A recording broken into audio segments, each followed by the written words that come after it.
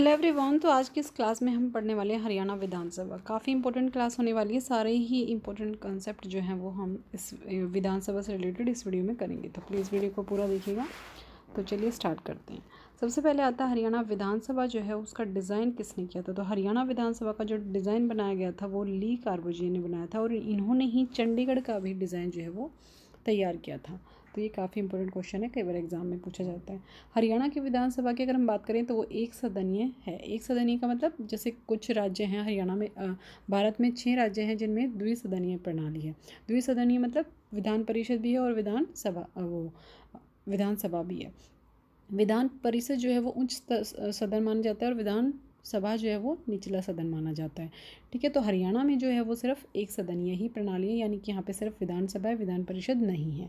हरियाणा के गठन की अगर हम बात करें, जब 1 नवंबर 1966 में हरियाणा जो है वो भारत का 17वां राज्य बना था। ठीक है, भारत का 17वां राज्य बना था, तो उस समय जो विधायकों की संख्या थी वो 57 थी और 1967 में उसको 81 किया गया था। ठीक है, तो बढ़ाई कब थी? 1967 में 81 कर दी गई थी और उसके बाद जो है 1967 में इसको 90 कर दिया गया था। तो वर्तमान में जो सीटें हैं विधानसभा की वो कितनी हैं? 90 सीटें हैं, जिनमें 15वीं लोकसभा में 1 अक्टूबर को चुनाव होने वाला है। ठीक है, 2024 का जो चुनाव होगा वो कब होगा? 1 अक्टूबर को। तो इस टाइम पे जो विधानसभा की जो सीटें हैं वो कितनी हैं? 90 हैं। ठीक है, और अगर विधानसभा की पहली बैठक की बात करें तो वो कब हुई थी? 1966 में हुई थी। 6 दिसंबर 1966 को विधानसभा की पहली बैठक हुई थी।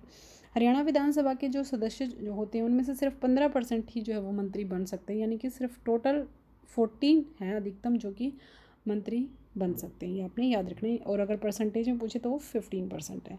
विधानसभा जो सदस्य होते हैं उनकी सदस्यता के लिए जो उम्र होती है वो 25 साल होती है। विधान परिषद के लिए 30 होती है और विधानसभा का जो कार्यकाल होता है वो 5 साल का होता है। ठीक है, 5 साल के लिए जो है वो विधानसभा के जो सदस्य हैं वो चुने जाते हैं। उसके बाद अगर हम देखते हैं तीसरी विधानसभा, कुछ विधानसभा जो है वो इम्पोर्टेंट रही हैं उनके बारे में हम देखते हैं कि कुछ इंपॉर्टेंट चीज़ें कब हुई। तो तीसरी विधानसभा काफ़ी इंपॉर्टेंट है। इसमें क्या हुआ था ये देख लेते हैं एक बार। तीसरी विधानसभा में जो है वो कब थी? 1968 से 72 तक का टाइम था तीसरी विधानसभा का, और इसके अध्यक्ष थे रणजीत और मुख्यमंत्री जो थे वो बंसीलाल थे। ठीक है, तो क्या हुआ था तीसरी विधानसभा में इम्पोर्टेंट कि पहली बार जनगणना हुई थी। ठीक है, और सभी गाँव में बिजली 1970 में जो है वो सभी गाँव में बिजली जो है आई थी। तो कब ऐसा पूछा जाता है कि सभी गाँव में बिजली जो है वो किस विधानसभा के टाइम पे आई थी? तो तीसरी विधानसभा के टाइम में आई थी, और मुख्यमंत्री जो उस टाइम कौन थे? बंसीलाल। और पहली बार जनगणना भी तीसरी विधानसभा के टाइम पे ही हुई थी। उसके बाद चौथी विधानसभा इंपॉर्टेंट है क्योंकि इस जो पहले ज़िले थे, ठीक है, पहले 4 ज़िले, वैसे तो देखें कि जब 7 ज़िले थे जब हरियाणा बना था, लेकिन जो पहले 4 ज़िले थे भिवानी, सोनीपत, कुरुक्षेत्र, सिरसा, वो कब बने थे? वो चौथी विधानसभा के टाइम में बने थे। ठीक है, उसके बाद 8वीं विधानसभा की अगर हम बात करते हैं उस टाइम पे पंचायती राज की शुरुआत हुई थी। ठीक है, 22 अप्रैल 1994 को हरियाणा में पंचायती राज की शुरुआत हुई थी, और कब हुई थी? वो 8वीं विधानसभा के समय में। ठीक है, तो इंपॉर्टेंट चीज़ें हैं कुछ। विधानसभा की तीसरी में जो है वो जनगणना हुई थी और बिजली आई थी, और चौथी में क्या हुआ था? चौथी मतलब 4 ज़िले बने थे, और 8वीं में पंचायती राज आया था। ठीक है, 22 अप्रैल 1994 को, तो याद रखना है। उसके बाद अगर हम देखते हैं कि कुल सीटों की संख्या अगर हम देखें विधानसभा में, अभी वर्तमान में बताया आपको 90 है, लेकिन इनमें से SC ST के लिए जो आरक्षित हैं, SC ST के लिए जो आरक्षित सीटें हैं वो कितनी हैं? 70 सीटें हैं, 17 सीटें हैं। और हिसार में अगर हम देखें सबसे ज़्यादा विधानसभा की जो सीटें हैं वो कहाँ पे हैं? वो हिसार में है, और सबसे कम पंचकुला और चरखी दादरी में सिर्फ 2-2 सीट हैं। ठीक है, तो याद रखना। क्षेत्रफल की दृष्टिगत से अगर हम देखें तो सबसे बड़ा विधानसभा क्षेत्र लोहारू है, और सबसे छोटा जो है वो बल्लभगढ़ है। और अगर आप वोटरों की दृष्टि से देखेंगे तो गुड़गांव का है। ठीक है, एक एरिया मुझे वो यह है। ठीक है, SC ST के लिए जो आरक्षित सीटें हैं वो कौन कौन सी है देख लेते हैं हम। सबसे पहले आती है झज्जर, बावल, पटौदी, कलानौर, होडल, रतिया, नीलोखेड़ी, भवानीखेड़ा, कलानौर, इसराना, उकलाना, मुलाना, नरवाना, सांडोद, साबाद, कलावती और गुला। ठीक है, तो ये सारी कितनी सीटें हैं? कुल 17 सीटें हैं जो कि आपकी SC ST के लिए आरक्षित हैं। तो ये भी याद रखना है कि कितनी सीटें जो हैं कुल आरक्षित हैं। उसके बाद अगर हम देखते हैं 5 ज़िले ऐसे हैं हरियाणा में जहाँ पर कोई भी सीट आरक्षित नहीं है। तो वो कौन कौन से? उनके बाद देख, महेंद्रगढ़ नहीं है, में नहीं है, फरीदाबाद में, पंचकुला, नूंह और चरखी दादरी।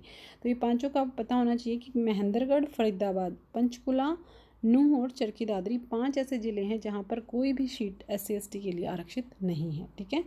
उसके बाद एकमात्र ऐसा जिला जो विधानसभा के लिए आरक्षित है वो कौन सा है, वो झज्जर है। ठीक है, झज्जर जिला ऐसा है जो एकमात्र जो विधानसभा के लिए आरक्षित है।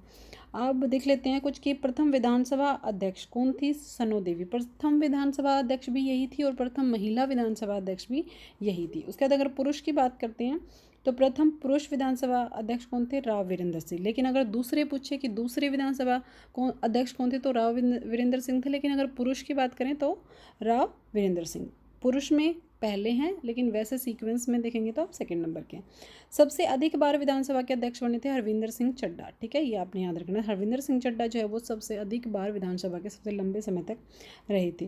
अब कुछ विधानसभा अध्यक्ष थे जो मुख्यमंत्री भी बने, वो कौन कौन से हैं, तो राव वीरेंद्र सिंह और बनवारी दास गुप्ता। ये दोनों ऐसे थे जो विधानसभा अध्यक्ष भी रहे और मुख्यमंत्री भी रहे। ठीक है, तो ये भी याद रखना। उसके बाद आता है कि वर्तमान विधानसभा का जो अध्यक्ष हैं, अभी जो हमारी चल रही है 14वीं विधानसभा, उसके जो अध्यक्ष हैं वो कौन है, ज्ञानचंद गुप्ता, और उपाध्यक्ष हैं रणवीर सिंह गंगा। ठीक है, और 2019 में की अगर हम बात करें, देखो 2024 का चुनाव तो अभी होने वाला है जो 1 अक्टूबर से है।